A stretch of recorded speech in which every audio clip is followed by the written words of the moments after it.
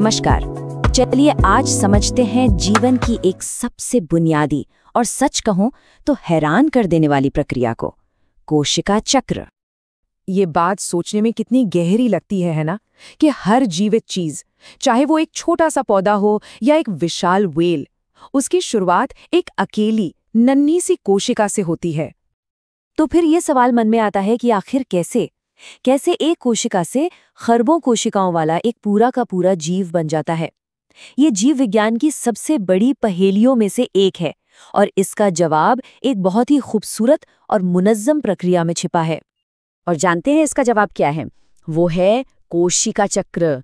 ये सिर्फ बटना नहीं है, बल्कि ये ग्रोथ और डिवीजन का एक ऐसा तालमेल वाला चक्र है जो बहुत ही सटीक तरीके से कंट्रोल होता है ताकि जीवन आगे बढ़ सके। तो ये कोशिका चक्र असल में है क्या? देखिए, ये कुछ घटनाओं का एक सीक्वेंस है जो लगातार चलता रहता है। इसमें कोशिका सबसे पहले अपने जेनेटिक मटेरियल यानी जीनोम की नकल करती है, उसे डबल करती है और फिर खुद को दो नई बिल्कुल एक जैसी कोशिकाओं में बांट लेती है। अच्छा, तो इस पूरी प्रक्रिया को और भी बेहतर ढंग से समझने के लिए हम इसे दो मेन हिस्सों में बांट सकते हैं। अब यहाँ एक बहुत ही हैरान कर देने वाली बात सामने आती है। अगर हम एक इंसान की कोशिका के पूरे चक्र को 24 घंटे का दिन मान लें, तो पता है क्या? 95% से ज्यादा समय यानी करीब 23 घंटे सिर्फ तैयारी में गुजर जाते हैं। इस फेज को कहते हैं इंटरफेज। असली विभाजन यानी एम फेज तो 1 घंटे से भी कम में खत्म हो जाता है। तो पहला चरण है इंटरफेज। अब देखिए, इसे अक्सर लोग रेस्टिंग फेज या आराम का चरण कह देते हैं, पर यह नाम बिल्कुल भी सही नहीं है। असल में ये वो समय है जब कोशिका सबसे ज्यादा एक्टिव होती है और विभाजन के लिए खुद को तैयार कर रही होती है। और दूसरा है एम फेज, जहां असल में कोशिका का विभाजन होता है। तो चलिए जरा और गहराई से समझते हैं इस तैयारी के फेज को, यानी इंटरफेज को, क्योंकि विभाजन कितना सफल होगा उसकी पूरी नींव यहीं रखी जाती है। ये तैयारी भी आप समझिए 3 छोटे छोटे स्टेप्स में होती है। सबसे पहले आता है G1 फेज, जहां कोशिका बड़ी होती है और मजबूत बनती है। फिर आता है सबसे जरूरी S फेज, जहां कोशिका अपने पूरे DNA की एक सटीक कॉपी बनाती है। और आखिर में G2 फेज में ये पक्का किया जाता है कि विभाजन के लिए सभी जरूरी प्रोटीन तैयार है या नहीं। लेकिन इन तीनों में S फेज इतना जरूरी क्यों माना जाता है? असल में इसका राज तो इसके नाम में ही छिपा है, सिंथेसिस यानी बनाना। यही वो पल है जब कोशिका अपने अस्तित्व का ब्लूप्रिंट यानी अपना पूरा का पूरा DNA कॉपी करती है।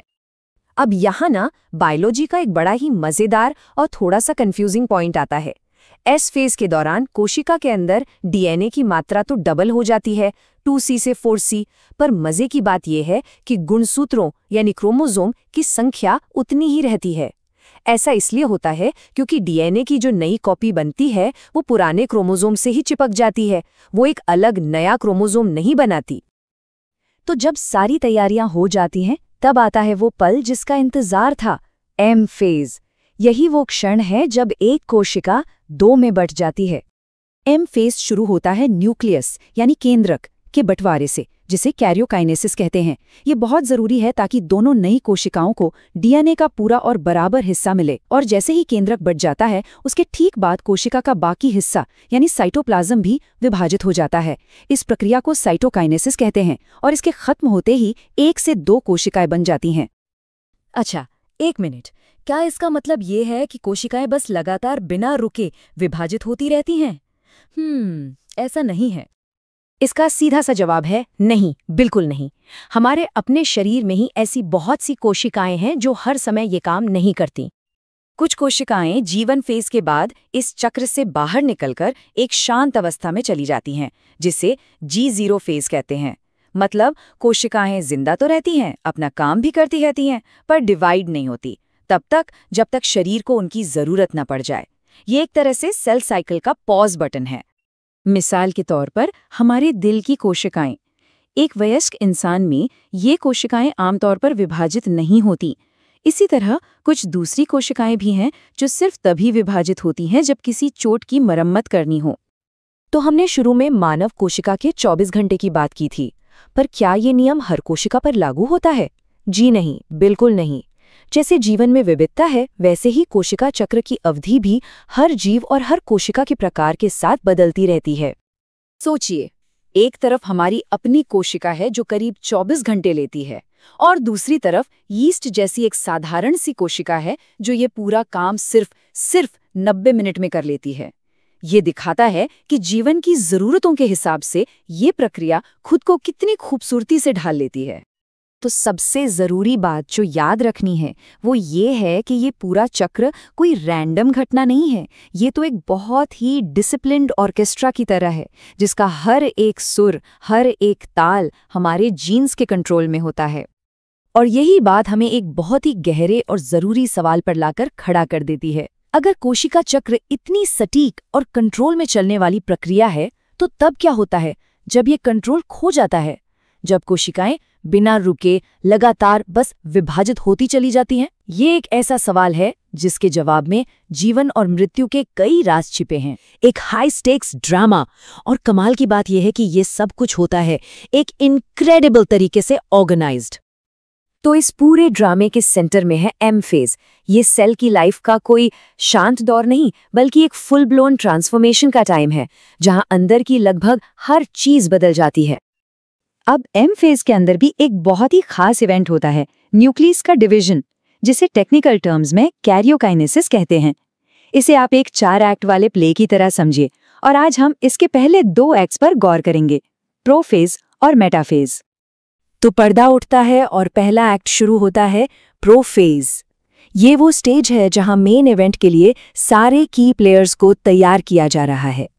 जरा सोचिए, डिवीजन से ठीक पहले सेल का डीएनए ऊन के एक बुरी तरह उलझे हुए गोले जैसा होता है। अब इस हालत में इसे बराबर बराबर बांटना तो नेक्स्ट टू इम्पॉसिबल है ना? तो यहां जरूरत पड़ती है जबरदस्त ऑर्गेनाइजेशन की। तो प्रोफेज इस केओस को ऑर्डर में कैसे लाता है? देखिए, ये 4 बड़े काम करता है। सबसे पहले तो ये उलझा हुआ डीएनए कसकर एकदम टाइटली पैक होकर क्रोमोसोम्स का शेप ले लेता है। फिर सेंट्रोसोम्स, जो सेल के 2 मैनेजर जैसे हैं, वो सेल के ऑपोजिट एंड्स या पोल्स की तरफ बढ़ना शुरू कर देते हैं। वहां पहुंचकर वे स्पिंडल फाइबर्स नाम की मानो रस्सियां फेंकते हैं, और आखिर में न्यूक्लियस जैसी जो भी अंदरूनी दीवारें हैं वो सब घुल जाती हैं, ताकि क्रोमोसोम्स को हिलने डुलने के लिए एक खुला मैदान मिल सके। तो प्रोफेज के खत्म होते होते स्टेज अब बिल्कुल क्लियर है। क्रोमोसोम्स एकदम तैयार हैं और उनको मूव करने वाली मशीनरी यानी माइटोटिक अपैरेटस भी अपनी जगह पर तैयार है। माहौल बन चुका है कि आगे क्या होने वाला है। और अब आता है एक्ट 2। स्टेज पर एंट्री होती है मेटाफेज की, यानी a moment of perfect alignment. Mitosis की जो सबसे आइकॉनिक तस्वीरें हम देखते हैं ना, वो ज्यादातर इसी फेज की होती हैं। ये बात इस फेज की इंपॉर्टेंस को बताती है। देखिए, मेटाफेज में क्रोमोसोम्स अपने सबसे कंडेंस्ड, सबसे कॉम्पैक्ट फॉर्म में होते हैं, बिल्कुल साफ साफ दिखते हैं, और इसीलिए साइंटिस्ट्स के लिए उनकी मॉर्फोलॉजी यानी उनके स्ट्रक्चर को स्टडी करने का ये सबसे बेस्ट टाइम होता है। तो सवाल ये है कि सेल इन क्रोमोसोम्स को पकड़ता कैसे है? जवाब है काइनेटोकोर्स से। ये क्रोमोसोम्स पर लगे छोटे छोटे हैंडल की तरह हैं, जो स्पिंडल फाइबर्स को पकड़ने के लिए एक परफेक्ट ग्रिपिंग पॉइंट देते हैं। और यहाँ प्रिसिजन मतलब सटीकता ही सब कुछ है। हर क्रोमोसोम के 2 हिस्से होते हैं जिन्हें सिस्टर क्रोमैटिड्स कहते हैं। सेल ये पक्का करता है कि एक पोल से आने वाला फाइबर एक क्रोमैटिड से जुड़े और ऑपोजिट पोल से आने वाला फाइबर दूसरे क्रोमैटिड से। ये बिल्कुल एक परफेक्टली बैलेंस्ड रस्साकशी, एक टग ऑफ वॉर जैसा है। और इसी रस्साकशी का नतीजा ये होता है कि सारे क्रोमोसोम्स खिंचकर सेल के ठीक बीचों बीच एक इमेजिनरी लाइन पर आ जाते हैं। इसी लाइन को मेटाफेज प्लेट कहते हैं। यहाँ पर सारे क्रोमोसोम्स अगले कमांड के लिए एक सीधी कतार में खड़े हो जाते हैं। तो मेटाफेज का सार क्या हुआ? स्पिंडल फाइबर्स का काइनेटोकोर्स से जुड़ना, क्रोमोसोम्स का सेल के सेंटर की तरफ बढ़ना, और आखिर में मेटाफेज प्लेट पर उन सब का एक सीधी लाइन में अलाइन हो जाना। बिल्कुल परफेक्ट अलाइनमेंट। लेकिन सवाल ये है कि ये सब क्यों? इतनी तैयारी, इतना प्रिसाइज अलाइनमेंट, आखिर सेल इतनी मेहनत कर ही क्यों रहा है? चलिए समझते हैं कि ये सेलुलर डांस इतना मैटर क्यों करता है। इसका जवाब छिपा है परफेक्शन में। ये कोई रैंडम प्रोसेस नहीं है, बल्कि एक बहुत ही फाइनली कोरियोग्राफ्ड डांस है। हर क्रोमोसोम को एक लाइन में खड़ा करके सेल ये गारंटी देता है कि जब डिवीजन हो तो बनने वाली दोनों नई सेल्स को जेनेटिक इंफॉर्मेशन का बिल्कुल आइडेंटिकल और कंप्लीट सेट मिले, कोई गलती नहीं।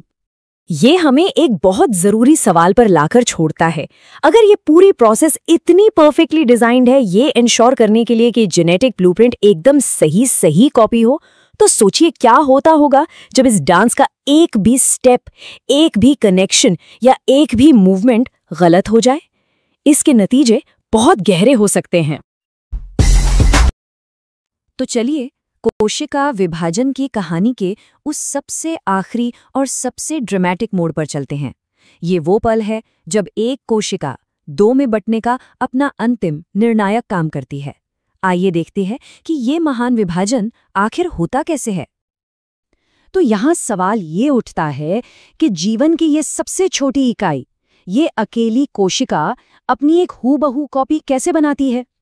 ये इतना मुश्किल काम इतनी सटीकता से बिना किसी गलती के कैसे पूरा हो जाता है? सच कहूं तो ये प्रकृति के सबसे हैरान कर देने वाले कारनामों में से एक है। देखिए, सब कुछ एनाफेज नाम के एक फेज से शुरू होता है। इसे हम कह सकते हैं पॉइंट ऑफ नो रिटर्न, मतलब एक ऐसा मोड़ जहां से अब वापसी मुमकिन नहीं। यहीं पर कोशिका अपने जेनेटिक मटेरियल को अलग करने का सबसे बड़ा फैसला लेती है। और जरा सोचिए, ये कोई धीमी या एक-एक करके होने वाली प्रक्रिया नहीं है। नहीं, ये एक झटके में होता है। एक ही पल में कोशिका के बीच में मौजूद हर एक क्रोमोसोम एक साथ दो हिस्सों में बंट जाता है। ये जो कमाल की टाइमिंग है ना, यही पक्का करती है कि दोनों नई बनने वाली कोशिकाओं को एकदम बराबर जेनेटिक जानकारी मिले। तो ये होता कैसे है? अच्छा, सबसे पहले सेंट्रोमियर, मतलब वो गोंद जो डुप्लीकेट क्रोमोसोम को एक साथ जोड़े रखता है, वो टूट जाता है। इसके टूटते ही दोनों बहनें यानी क्रोमैटिड्स आजाद हो जाती हैं। फिर इन नए आजाद हुए क्रोमैटिड्स को, जिन्हें अब हम डॉटर क्रोमोसोम कहेंगे, कोशिका के दो अलग अलग कोनों की तरफ खींच लिया जाता है। स्रोत का ये हिस्सा इसकी एक बहुत ही साफ तस्वीर बनाता है।